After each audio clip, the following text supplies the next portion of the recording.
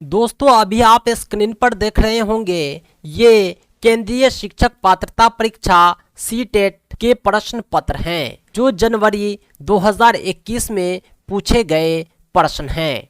जनवरी 2021 में पूछे गए प्रश्नों के सॉल्यूशन हम आपको आज की इस वीडियो में देंगे। पिछले वीडियो में हमने एक सब्जेक्ट सीडीपी को कवर किया था। आज के इस वीडियो में हमारा जो सब्जेक्ट होगा वो है इन्वायरमेंटल स्टडीज, पर्यावरण अध्ययन। पेपर 1 कक्षा 1 से 5 के लिए जो शिक्षक पात्रता परीक्षा होता है उसमें पर्यावरण अध्ययन से 30 क्वेश्चन पूछे जाते हैं। आज के इस वीडियो में हम सभी 30 क्वेश्चन को सॉल्व करेंगे। प्रश्न 61 से प्रश्न 90 तक के क्वेश्चन को देखेंगे। क्वेश्चन बाइलिंगुअल है, इंग्लिश में और हिंदी में। अगर आप इंग्लिश मीडियम स्टूडेंट हैं फिर भी आप इसे समझ सकते हैं, हिंदी मीडियम वाले भी समझ सकते हैं। आइए बगैर किसी देरी के वीडियो की शुरुआत करते हैं। एक एक क्वेश्चन हम आपको सॉल्व कराते हैं। पर्यावरण अध्ययन से जो पहला प्रश्न पूछा गया था वो था, निम्नलिखित में से कौन सा एक भारत का संघ शासित प्रदेश नहीं है। दोस्तों जनवरी 21 में जो परीक्षा हुई थी उसमें ये प्रश्न पूछे गए थे। समय के हिसाब से ये प्रश्न बिल्कुल सही थे, लेकिन आज के समय में यह प्रश्न सूटेबल नहीं है क्योंकि जम्मू कश्मीर से अनुच्छेद 370 हटने के बाद जम्मू कश्मीर एक राज्य नहीं बल्कि केंद्र शासित प्रदेश बन चुका है। यानी समय के हिसाब से इसका जो सही जवाब था ऑप्शन 2 था, लेकिन जम्मू कश्मीर आज जो है केंद्र शासित प्रदेश है, न कि राज्य। अगला सवाल है 62, निम्नलिखित में से कौन से कच्चे तेल पेट्रोलियम के उत्पादक हैं। 4 जगह का नाम दिया हुआ है, इसमें कच्चे तेल पेट्रोलियम का उत्पादक राज्य कौन है। गुजरात और तमिलनाडु 2 ऐसे राज्य हैं जो कच्चे तेल पेट्रोलियम का बड़े पैमाने पर उत्पादन करते हैं। अब बढ़ते हैं अगले सवाल की तरफ। हमारे देश का संविधान निम्नलिखित में से किसके नेतृत्व में बनाया गया था। हमारे देश का संविधान जो बनाया गया उसमें अलग अलग कमेटी थी, लेकिन सभी कमेटी का नेतृत्व करने वाले थे बाबा साहेब भीमराव अंबेडकर, इसलिए इसे संविधान निर्माता के नाम से भी जाना जाता है। अगला सवाल है, पौधे के लिए किए जाने वाले नीचे दिए गए कार्यों पर विचार कीजिए। पौधे को सहारा देना, ह्यूमस प्रदान करना, भोजन संचित करना, पानी और खनिजों को अवशोषित करना, इसमें जड़ों का कार्य क्या है।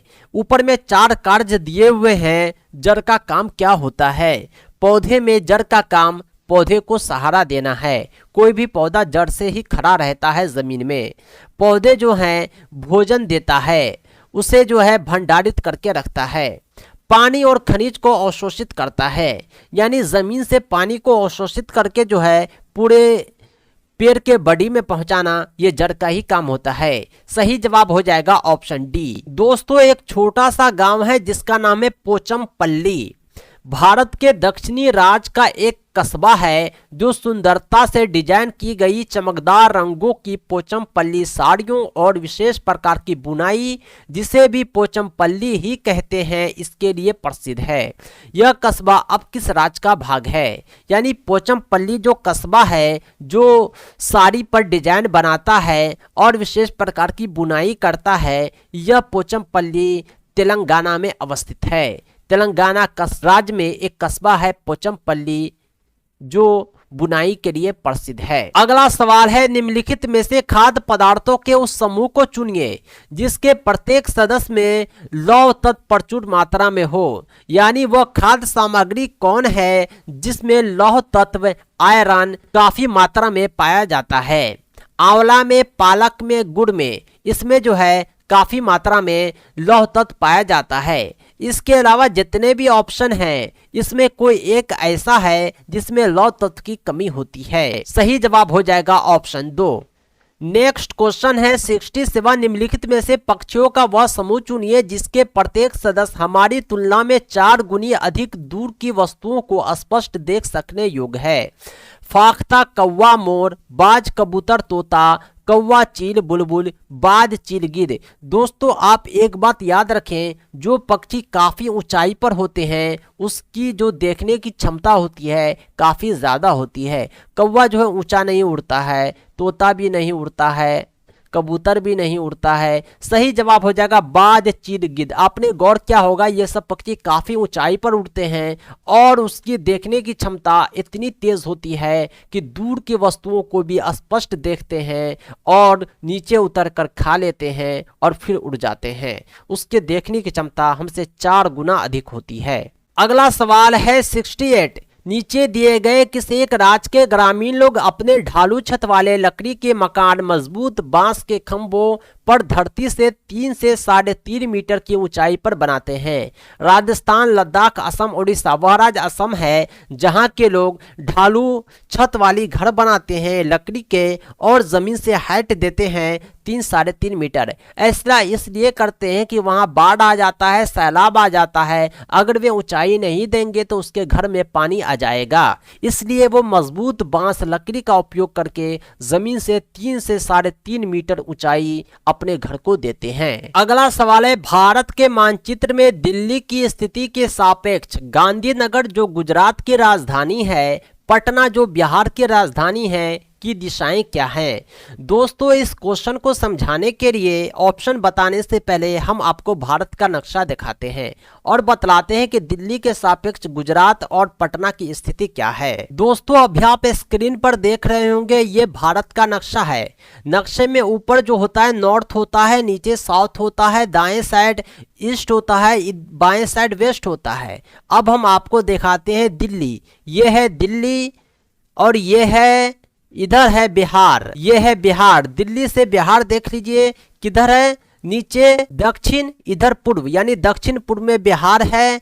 और हम ले चलते हैं आपको गुजरात दिखाते हैं। ये दिल्ली है और ये गुजरात है, यानी इधर पश्चिम है इधर दक्षिण है। दक्षिण पश्चिम में गुजरात है, दक्षिण पूर्व में बिहार है। चलते हैं ऑप्शन पर। ऑप्शन नंबर 2 में देख लीजिए दक्षिण पश्चिम और दक्षिण पूर्व, यानी गुजरात दक्षिण पश्चिम में है, बिहार दक्षिण पूर्व में है। सही जवाब हो जाएगा ऑप्शन 2। अगला सवाल है, निम्नलिखित में से किसने मटर के पौधों के साथ प्रयोग किए और यह पाया कि मटर के पौधों में कुछ ऐसे लक्षण होते हैं जो जोड़ियों में पाए जाते हैं, जैसे चिकने या खुरदरे, लंबे या बौने, पीले या हरे आदि। यह जो प्रयोग क्या था ग्रेगर जॉन मेंडल ने किया था। मेंडल ने अपने बगीचे में मटर का पौधा लगाया और उस पर प्रयोग किया। बायोलॉजी में इसे आपने पढ़ा होगा। अगला सवाल है एनसीएफ 2005 से संबंधित। इसके अनुसार ईवीएस पाठ्यक्रम में सुझाए गए 6 विषयों में से एक है। एनसीएफ 2005 में जो 6 विषय सुझाए गए थे उसमें एक था चीजों को हम बनाते हैं और करते हैं। सही जवाब हो जाएगा ऑप्शन 3। अगला सवाल है उपाख्यान अभिलेखों में क्या नहीं दर्ज करना चाहिए? मुख्य रूप से समस्याग्रस्त स्थितियों की पहचान करना, निर्णय लेने वाले कथनों को लिखना, मजबूत और कमजोरियों की पहचान करना, बच्चों की रुचियों और संबंधों आदि की पहचान करना। पूछ रहा है कि क्या नहीं दर्ज करना चाहिए। जो चीज़ हम दर्ज करते हैं उसे अंकित नहीं करेंगे, नहीं दर्ज करने वाले को ही हम चिन्हित करेंगे। निर्णय लेने वाले कथनों को लिखना ये दर्ज नहीं करना चाहिए। इसके बाद मुख्य रूप से समस्याग्रस्त स्थितियों की पहचान करना, इन्हें भी दर्ज नहीं करना है। बाकी जो ये 2 है इसे दर्ज करना आवश्यक होता है।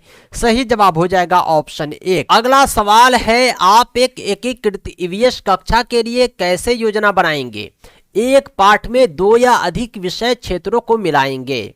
सही जवाब हो जाता है कि हम एक पाठ में 2 से अधिक विषय क्षेत्रों को मिलाएंगे तो ये क्या कहलाएगा? एकीकृत। अगला सवाल है 74। पुनीत ने अपनी कक्षा 5 के शिक्षार्थियों को मानव शरीर की एक रूपरेखा दी और उन्हें भोजन विषय पढ़ाने से पहले पाचन तंत्र को बनाने को कहा। पुनीत क्या चाहता था? पुनीत यही चाहता था कि पाचन से संबंधित शिक्षार्थियों के विचारों को वो प्राप्त करे, क्योंकि उन्होंने काम जो सौंपा था अलग अलग शिक्षार्थी को सौंपा था। इससे जो भी विचार होंगे सभी शिक्षार्थी के अलग अलग होंगे। यह विधि भी काफ़ी उपयुक्त है। अगला सवाल काफी इंपॉर्टेंट है, यह रचनात्मक आकलन से संबंधित है। रचनात्मक आकलन की विशेषता क्या है, इसके बारे में आपको जानना जरूरी है। क्वेश्चन तो ये पूछ रहा है कि क्या सही नहीं है। रचनात्मक आकलन जो होता है, इसमें प्रत्येक तिमाही रिपोर्ट देना, सूचना देना जरूरी नहीं होता है। सही जवाब हो जाएगा ये। फिर भी हम आगे देखते हैं रचनात्मक आकलन की विशेषता क्या है। अधिगम को यह सुदृढ़ करता है, यह अध्यापक को समय पर कार्रवाई करने में मदद करता है। यह रचनात्मक आकलन की प्रमुख विशेषता है। दूसरी विशेषता है, इसको छात्रों की प्रगति की निगरानी करनी है। यह भी सही है। बच्चे से सीखने की कोई भी जानकारी रचनात्मक आकलन में मदद कर सकती है। यह भी काफी उपयुक्त है। यानी सही जवाब हो जाएगा ऑप्शन 1। बाकी तीनों रचनात्मक आकलन की विशेषताएं हैं, पहला नहीं है। अगला सवाल है, स्मिता अपने शिक्षार्थियों को कार्य से संबंधित लैंगिक विषमता और रूढ़िवादी छवियों के प्रति संवेदनशील करना चाहती है। स्मिता को निम्नलिखित में से अपनी कक्षा में क्या करना चाहिए। ऐसी स्थिति में एक छात्र की मां को कक्षा में आमंत्रित करे जो ऑटो चालक है, क्योंकि बच्चे को क्या पढ़ा रहे हैं, लैंगिक विषमता। आमतौर से समाज में ये पाया जाता है कि ऑटो चलाने का काम पुरुष ही करेंगे, लेकिन एक छात्रा की मां को आमंत्रित किया जा रहा है जो ऑटो चलाती है, ताकि लैंगिक विषमता और रूढ़िवादी धारणा जो है वो दूर हो जाए और छात्रों को समझ में आ जाए कि कोई काम मर्दों के लिए खास नहीं है, हर कोई किसी भी काम को अंजाम दे सकता है। सही जवाब ऑप्शन 4। अगला सवाल है, कक्षा 5 के समयन आमतौर पर अपना दिया हुआ कक्षा का कार्य नहीं करते हैं। मुद्दे को हल करने का सबसे अच्छा उपाय हो सकता है। 4 ऑप्शन है, सही जवाब आप तलाशें। उसकी कठिनाई का पता लगाएंगे और उसके अनुसार कक्षा कार्य को समायोजित करने के लिए उसे बात करेंगे। यानी अगर बच्चे आपकी गृह कार्य को पूरा करके नहीं लाते हैं तो हम कारण भी जानने का प्रयास करेंगे कि आखिर बच्चे किस कारण से गृह कार्य पूरा नहीं कर रहे हैं, उसके अनुसार हम जो है समायोजित करेंगे। बाकी जो ऑप्शन है, दंड देना, उसे सलाह देना, वैकल्पिक आसान, ये सब उपयुक्त नहीं है। अगला सवाल है, मुस्कान ने परिवहन में डीजल वाहनों का उपयोग निषिद्ध होना चाहिए विषय पर एक वाद विवाद का आयोजन किया। मुस्कान के द्वारा इस विषय पर कक्षा में वाद विवाद के आयोजन का उद्देश्य क्या है। यानी परिवहन में डीजल वाहनों का उपयोग नहीं होना चाहिए, इस संबंध में बच्चों से वह राय ले रही हैं। यह मुद्दे छात्रों पर कई दृष्टिकोणों की सराहना करने में मदद करेगा। यानी छात्र अपने अपने विचार देंगे कि परिवहन के रूप में डीजल वाहन का उपयोग होना चाहिए या नहीं। डीजल वाहन के जो साइड इफेक्ट हैं, वायु प्रदूषण फैलता है, इन सब बातों पर छात्र गौर करेंगे और अपने अपने दृष्टिकोण रखेंगे। और मुस्कान जो है सारे दृष्टिकोणों पर गौर करके निर्णय लेने में सफलता पाएगी। अगला है मानचित्रण कौशल। ईवीएस में मानचित्रण कौशल क्या है। मानचित्रण कौशल का अर्थ होता है स्थानों की सापेक्ष स्थिति की समझ को विकसित करना। सही जवाब हो जाएगा ऑप्शन 4। अगला सवाल है, ईवीएस की एकीकृत प्रकृति सहायक है। यानी इन्वायरमेंटल स्टडीज, पर्यावरण अध्ययन की जो एकीकृत प्रकृति है, यह किस चीज में सहायक होती है।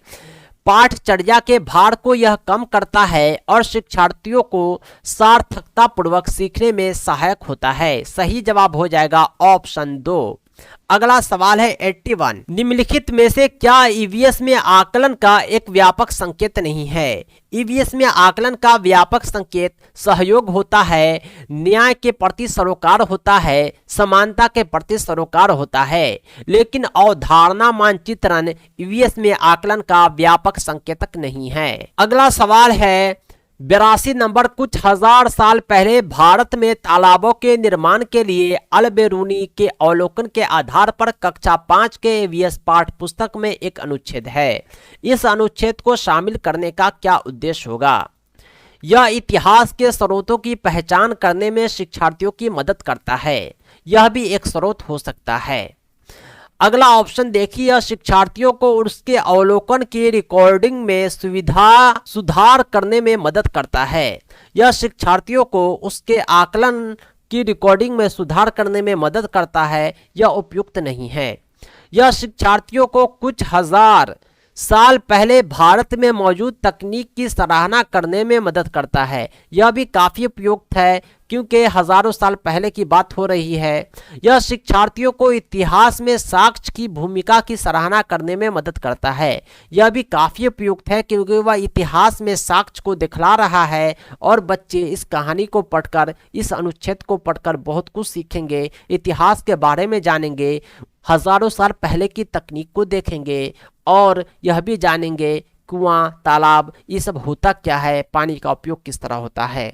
अगर इसको देखेंगे तो सही जवाब हो जाएगा ACD, यानी ये सही है, ये बड़ा सही नहीं है। अगला सवाल है, अपनी कक्षा में 50 से अधिक छात्रों के साथ वानी उन्हें एक ऐसी गतिविधि में जोड़ना चाहती है जिसमें सीखने को बढ़ाने के लिए अधिकतम संख्या में इंद्रियां शामिल हो। निम्न में कौन सा क्रियाकलाप उपयुक्त कार्य के लिए ठीक होगा। यहाँ पर 4 क्रियाकलाप दिए हुए हैं, जो एक सबसे उपयुक्त है उसका चयन कीजिए। यहाँ बात हो रही है इंद्रिया के शामिल करने की। नजदीक के स्थान के लिए क्षेत्र भ्रमण का आयोजन, इसमें जो है काफी मात्रा में इंद्रियों का होगा। बच्चे चलकर जाएंगे, देखेंगे, सुनेंगे, समझेंगे, बोलेंगे, प्रैक्टिकली सब कुछ करेंगे। क्षेत्र भ्रमण काफी उपयुक्त होता है छात्रों की इंद्रियों के विकास में, वे गतिविधि से जुड़ जाते हैं। सही जवाब ऑप्शन 4। नेक्स्ट क्वेश्चन है 84 नंबर। इकरा अपने शिक्षार्थियों को EVS में समाचार पत्रों और पत्रिकाओं को पढ़ने के लिए क्यों प्रोत्साहित करती है। इकरा एक शिक्षिका का नाम है, अपने शिक्षार्थियों को पर्यावरण अध्ययन में कहती है समाचार पत्र और पत्रिकाओं पढ़ने के लिए। इसका उद्देश्य क्या है। इसका उद्देश्य यही हो सकता है कि वे शिक्षार्थियों को उनके अपने संसार से जोड़ने में सहायता करती है। समाचार पत्र और पत्रिकाओं से हम देश दुनिया से अवगत होते हैं। वर्तमान में हमारे देश में, दुनिया में क्या चल रहा है हम जानते हैं, इसलिए उन्हें समाचार पत्र पढ़ने के लिए प्रोत्साहित कर रही है। नेक्स्ट क्वेश्चन है 85। पर्यावरण अध्ययन में प्रश्न करने को एक युक्ति के रूप में उपयोग किया जाता है। अनुशासन को बनाए रखने के लिए, ध्यान खींचने के लिए, नियमों के पालन को बढ़ावा देने के लिए, कक्ष को में जिज्ञासा बढ़ाने के लिए।